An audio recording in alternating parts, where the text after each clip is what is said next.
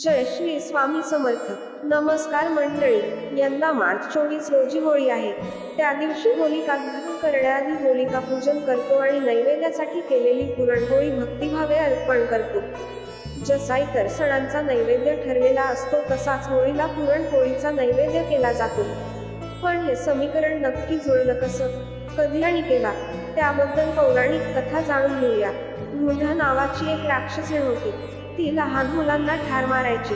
तेव्हा लोक त्रस्त झाले आणि तिला शिव्या देऊ लागले, परंतु तरीही ती दाद देईना. लोक शिव्या देऊन वरून बोंबा मारू लागले, तरीही ती दाद देईना. मग गावातील सर्व पुरुष सूर्यास्तसमयी एकत्र जमले.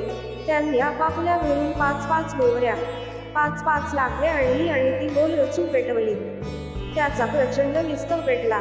ज्वाला फडकू लागल्या. लोक ढुंढा राक्षसीणीच्या शोधात सर्वत्र बोंबा मारत, शिव्या देत हिंडू लागले.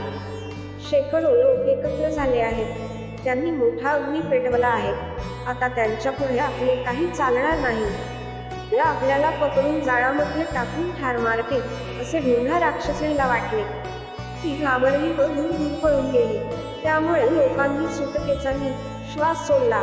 लेखक गजानन खोले, कुळधर्म कुळाचार पुस्तकात लिहितात. हा दिवस फाल्गुन पौर्णिमेचा होता. अग्निनारायणाने हे कार्य केले. त्यामुळे घराघरातील आयांना, आज्यांना आनंद झाला. शेतातून नुकतेच नवीन गहू आलेले होते. त्याचे पीठ त्यांनी दळून ठेवले होते. नवीन हरभऱ्याची डाळही आलेली होती. त्यांनी पुरण शिजत लावले. त्याच्या पुरणपोळ्या केल्या व त्यावर तूप घातले. भात भाजी घातली आणि केळीच्या पानावर ते पदार्थ वाढून गावकऱ्यांनी पेटवलेल्या अग्नीला नेऊन अर्पण केले. तेव्हा ते पाहताच तेथे जमलेल्या पुरुषांनी अग्निनारायणाला 3 प्रदक्षिणा घातल्या. ढुंढा राक्षसीण निघून गेली. गावातील मुले सुखरूप राहू लागली. म्हणून दरवर्षी फाल्गुन पौर्णिमेला होळी पेटवून त्यात पुरणपोळी घालण्याचा कुळधर्म सुरू झाला.